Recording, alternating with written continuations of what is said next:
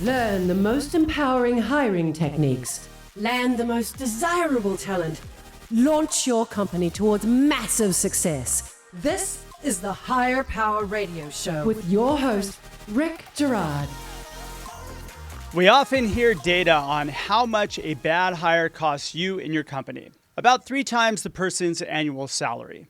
But how much did the interview process itself cost? Now, for a startup to make a hire, the company spends about 73 total hours interviewing, with the most significant cost being 30 hours of the production team's combined time. And this is assuming that just 6 people make it through to a full interview to get the hire. We have to ask ourselves, can we really afford to lose almost 4 days of productive activity to interview?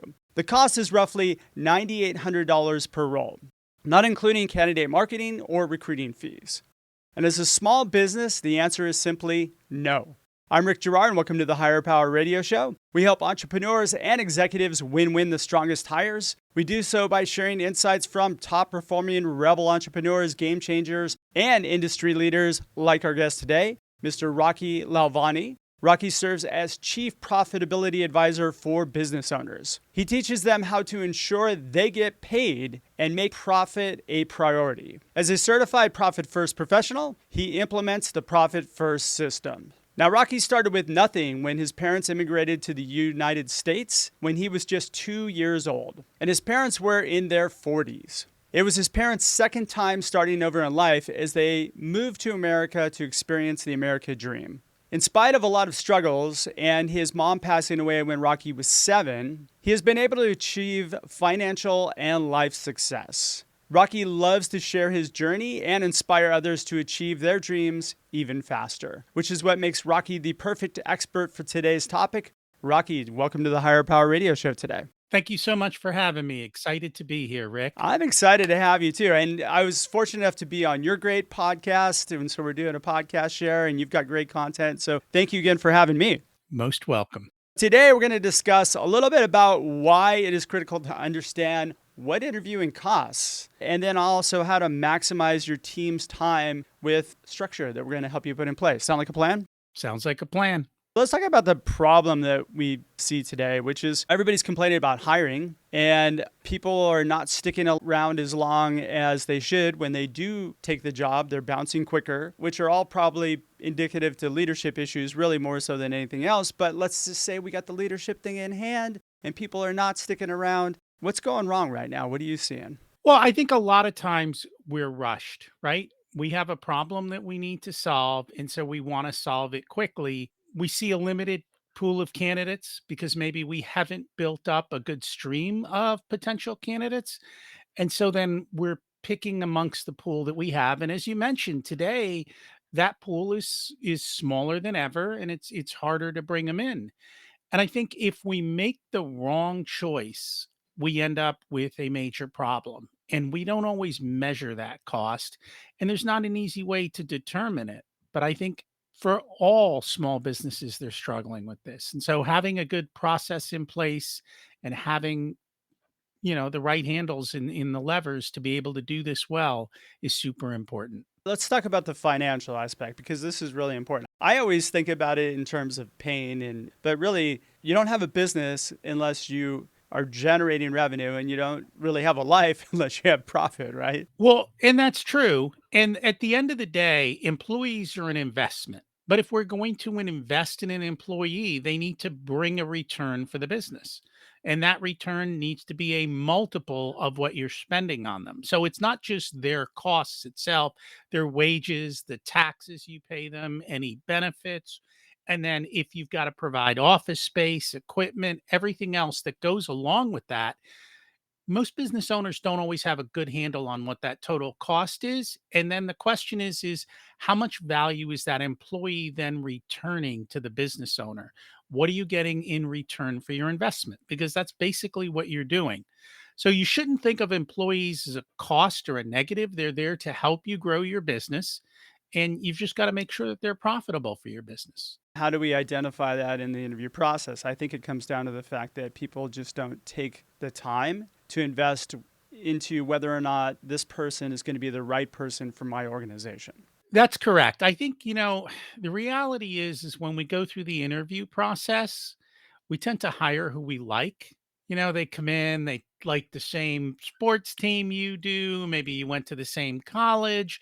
You've got some background. Oh, they seem like a nice person. But the question is can they really do the job? Is it the right job for them, or are they showing up to say, "Hey, I need a paycheck. I need to pay my bills, so I'm here because I need to make money." Are they really a good fit for you? And I think that's not so easy to tell. You're the expert there. I see it on the other end. I go, "You're losing money. What's going on here?" But you're seeing it on the front end. You're the expert at how to get the right people into the organization. You're 100% right on that one. Like, I see people finding commonality and making decisions based on, hey, this person went to this school. I think they're going to be great. Or this person likes baseball. I like baseball. Ooh, let's be friends and let me hire you. Or again, a lot of it's kind of desperation right now. I think a lot of the bad hiring that's going on right now, and it's no fault of anyone other than the fact that we're not taking the time. We're just so desperate to get somebody in the position. Anybody who's even close, we'll give them a shot. That to me just has so many more negative aspects if the person doesn't work out than positive if they do. And that's correct. And I think human nature is when we see a problem, we don't always wanna confront it. "Oh, maybe it'll improve tomorrow. Maybe it'll get better. Maybe we need to do some more training or wait a little bit longer." It's really hard for us to just pull the Band-Aid off and deal with the situation. Did you ever see that movie Grumpy Old Man? I did. Do you remember Burgess Meredith was sitting there drinking a beer and he said, well, son, you can wish in one hand and crap in the other and see which one gets filled up first. Which I thought was like the best line ever. I thought that was from Rocky for the longest time. But honestly, we wish for things to get better, but why can't we really go into the mindset of we just avoid it in the first place and get the right person in every time? It's totally doable. It is totally doable, and the people who I know who are experts at this are constantly building a pipeline of employees. They're building relationships, they're making friends, they're just keeping in touch with people so that when the opportunities do open up, they've already got that warm prospect going on. And in the meantime, you've been watching these people for a while. So you can kind of get to know, are they a good fit? What are their strengths? What are their weaknesses?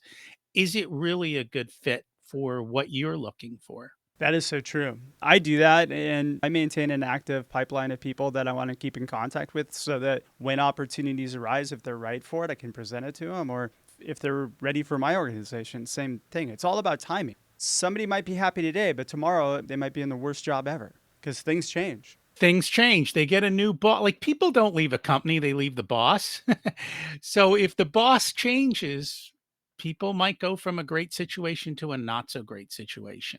And it's just being aware of that and keeping your finger, in the situation so you know what's going on. Why is this important to a company that they really focus on getting it right the first time? Just from a cost perspective alone, why would this be important? Well, a couple of things. Number one, if they're client facing or if they're doing something to deliver to a client and you've made a bad fit, you now have an unhappy client. So what is the cost of the client leaving?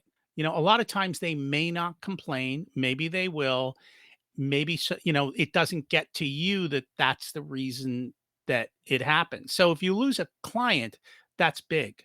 If you don't gain a client because they have a bad experience through the process of getting to know you, especially in retail, right? People come in, they see the person in retail, they don't have a great experience, they just walk out the door. You don't even know that money disappeared because you never saw it. And then what about the rest of your employees? How often have you had that conversation after you let a bad employee go?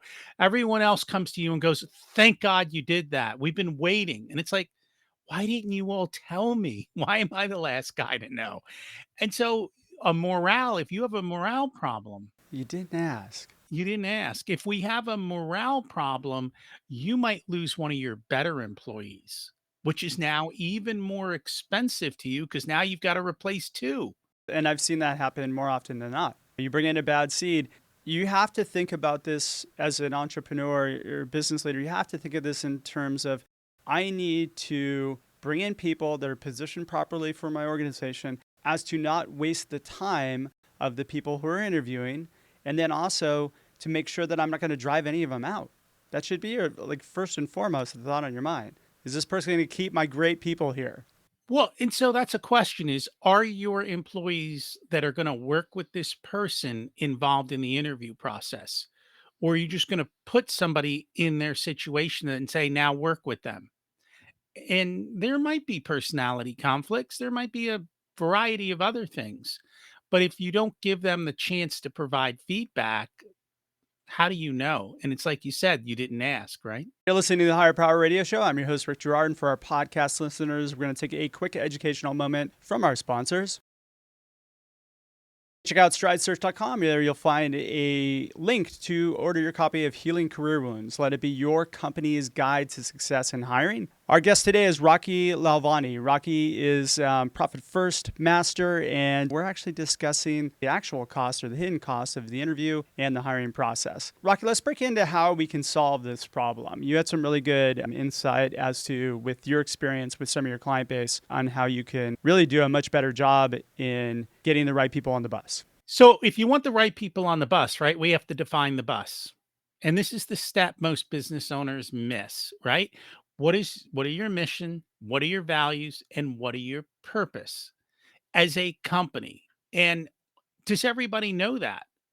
And it's funny because I've heard so many stories that they've got all this stuff up on the wall, and you sit there and you ask people, and they have no idea what it is. Or they dismiss it. It's, oh, yeah, that's just like, that's marketing. That's marketing. Well, because you when so you have to actually live your mission, values, purpose. You can't say this is our value and every day you're incongruent to your values, because then people aren't going to believe them, are they? It's funny because I've had many CEOs on this show where we talk a little bit about the values. At its minimum, you need to have values. You have values as an individual that are important to you. Those translate into the business. And of course, those values, or however you're showing up and living within the organization, is going to filter down. And so everybody has to be able to be congruent with that. I look at mission and purpose, like those are like the icing on the cake. But most people even look at values and say, well, values, culture, that's all bullshit. And you know what? Then that's their culture, isn't it? Yeah, oh, that's a good point. Your culture is bullshit. That's a very good point.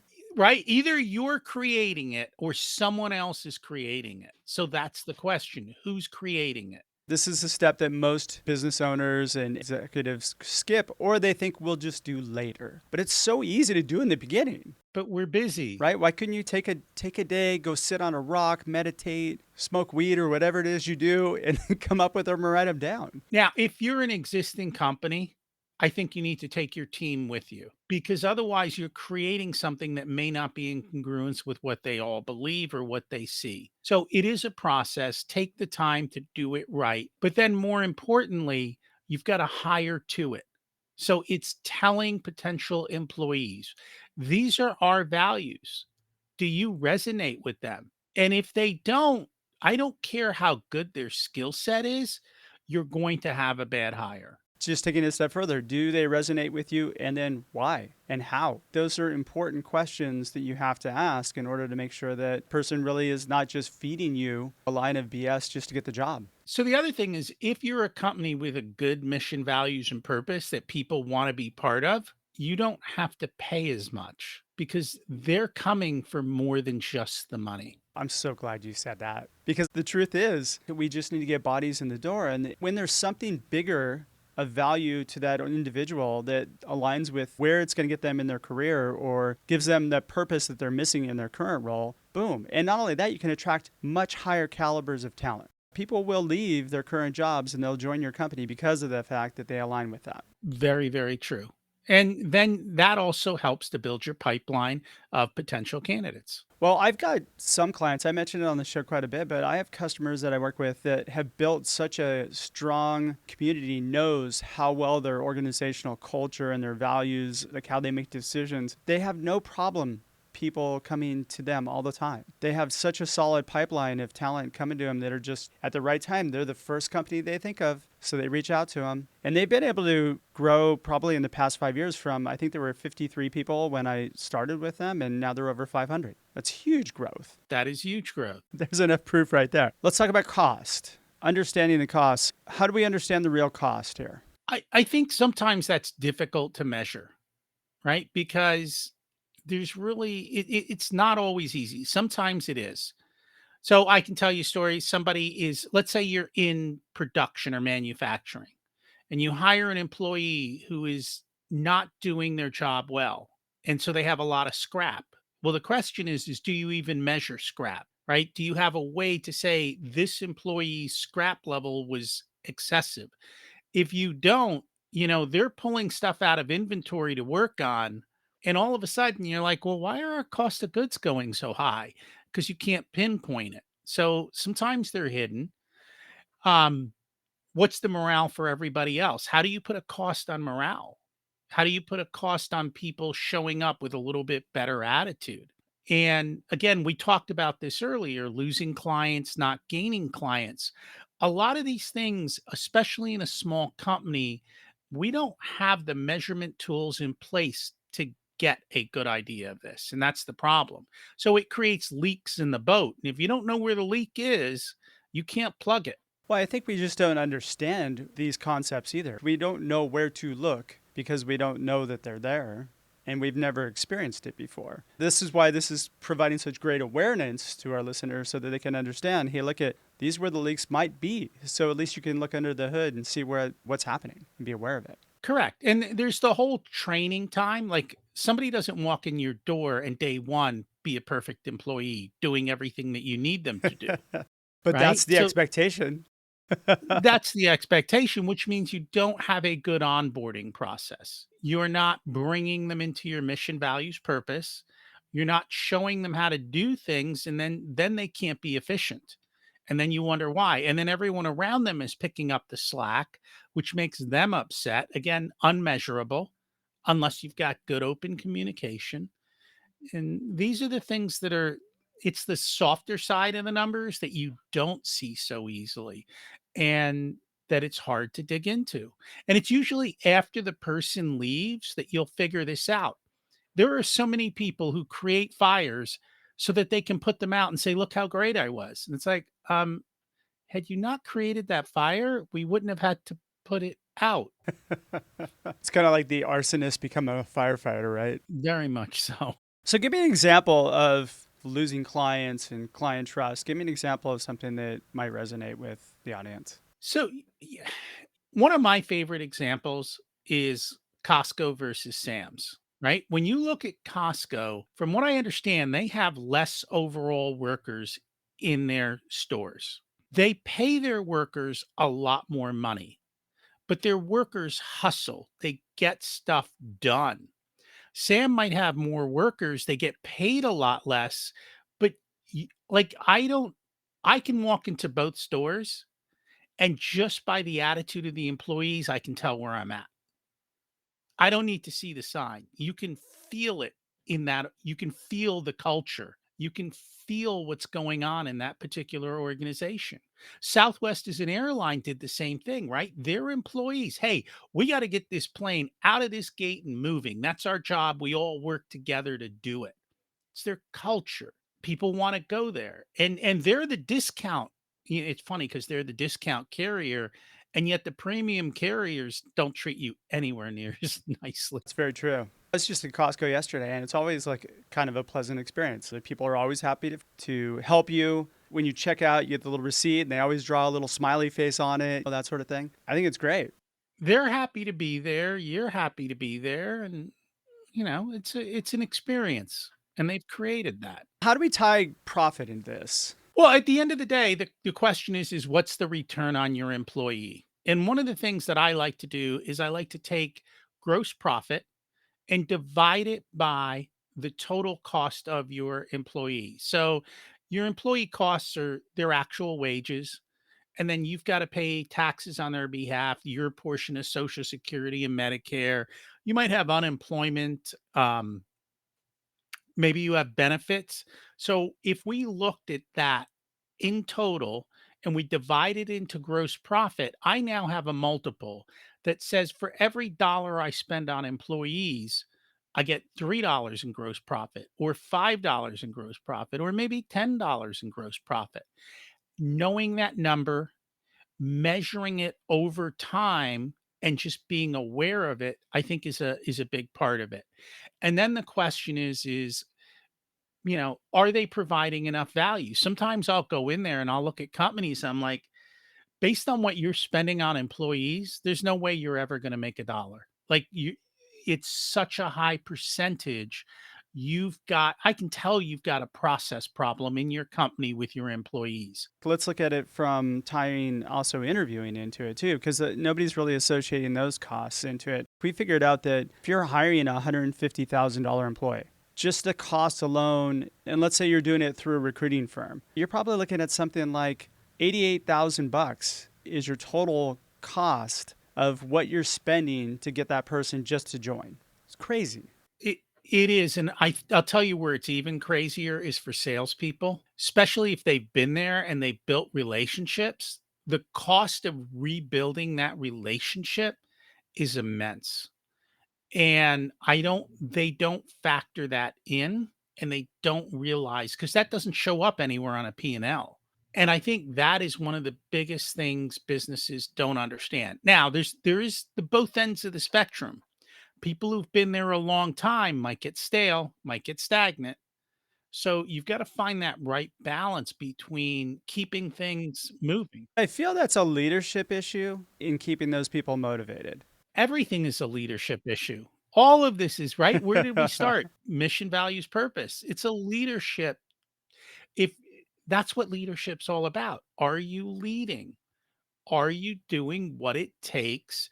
Are you making the right decisions? Do your employees look up to you or do they look down to you? That is so very true. So in the interview process, I just want to add one thing. I think it's super important that we look at it from the perspective of protecting time costs. I don't think we really consider the fact that we're pulling our productive members out of production to go interview somebody. And on average, you're probably looking at 4 to 5 team members for each organization. If you're hiring an additional person for an engineering team, 4 to 5 people at 5 hours per pop, that's a lot of time.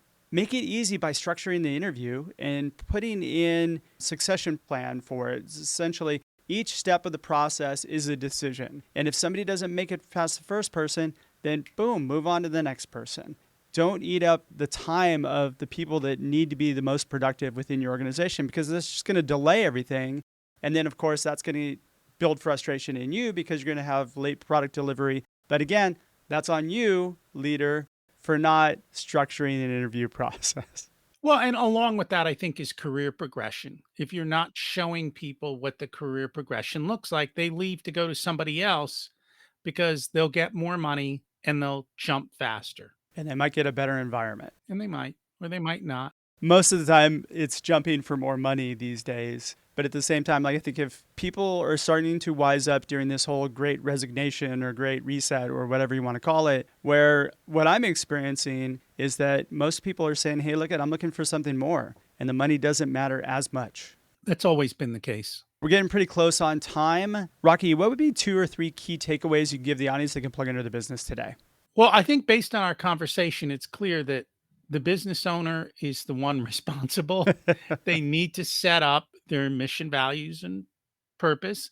They need to create systems for hiring and systems to make sure that their business is done right. And the big thing is, and I know most business owners don't like to do this because they're not accountants, but you do need to understand your profit and loss. You do need to see what the different levers are so that you can figure out where in your company you need to make a change and where your bottlenecks are so you can be more profitable. Rocky, thanks so much for your time investment today, and I want to welcome you to the Higher Power Radio community. Now, what would be the best way in which members of the audience could find you, find your book, find your podcast, all that good stuff? So the podcast is Profit Answer Man, where we teach everything about the Profit First system, and the website is profitcomesfirst.com. Excellent. All right, I want to thank our listening audience for tuning into this week's episode of Higher Power. Quick thanks to our team, Brian Colburn, Andrea Ballin, and Ayla Gerard. If you're listening to the podcast, please subscribe, review, and share. After all, this show's for you. We want to continue to bring you great content week after week. You can join the Higher Power Radio community at Higher, H-I-R-E, Power, P-O-W-E-R, radio, R-A-D-I-O.com. Or you can drop me an email at rickandstridesearch.com. Tune in next Tuesday. Our guest is going to be David Wald. David is the co-founder and CEO of Acclaimant. I'm your host, Rick Gerard, and you have been listening to the Higher Power Radio Show. Aloha. Thank you for listening to Higher Power Radio. Catch our LinkedIn Live show every Tuesday at noon, or download the podcast on iHeartRadio, iTunes, YouTube, or your favorite podcast platform. We appreciate you joining us on Higher Power Radio with your guide to hiring success, Rick Gerard.